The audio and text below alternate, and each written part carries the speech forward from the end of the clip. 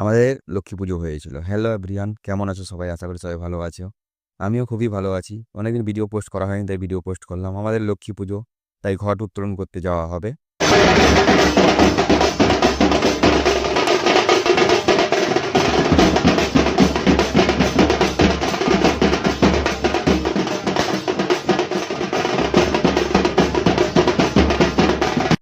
পুজোর ঘট উত্তোলন করা হবে, বাজা না হলে হয়, তাই একটু ধুমধামিয়ে বাজা চালানো হলো।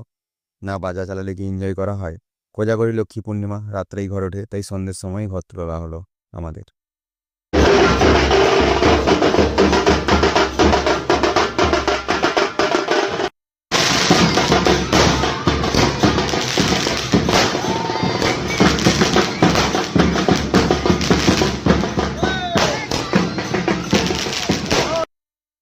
আতশবাজিও ছিল, তাই রাত্রে আতশবাজি না ফাটালে ভালোই লাগে না।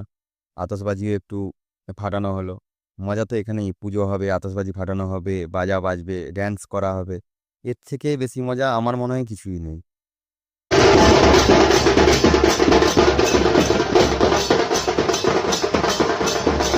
পুরো গ্রাম ঘুরে এখন মণ্ডপের পথে। যেখানে আমাদের মণ্ডপ করা হয়েছিল সেখানে আমাদের ঘট অলরেডি পৌঁছে গেছে। তাই সবাই সাইড।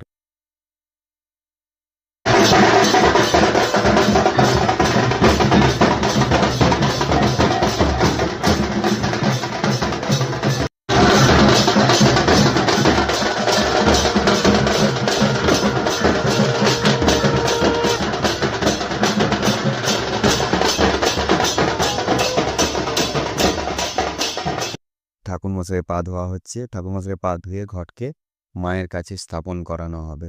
আমাদের বাঙালি রীতি রেওয়াজে এটাই সব থেকে বেস্ট লাগে, তাই না? যে ঘট উত্তোলন করা হবে, ঘর স্থাপন করা হবে, পুজো করা হবে, আবার ঘটের বিসর্জন হবে। যেরকম ঘট উত্তোলনে আনন্দ হয়, সেরকম বিসর্জনে দুঃখও হয়। ঠিক আছে, আনন্দ করা হয়। কয়েকদিন আগে দুর্গাপুজো গেছে, এখন আবার লক্ষ্মী পুজো, এরপরে আবার আসছে কালী পুজো। অলরেডি ঘটকে মায়ের কাছে স্থাপন করানো হলো। সবাই তারপর প্রণাম করে নিচ্ছে। ঠিক আছে, তো সবাই জানাবেন কমেন্ট করে কেমন হয়েছে আমাদের পুজো এবং প্যান্ডেল। আমি নিজের হাতে সাজিয়েছিলাম বেলুনগুলো, কেমন হয়েছে জানাবেন।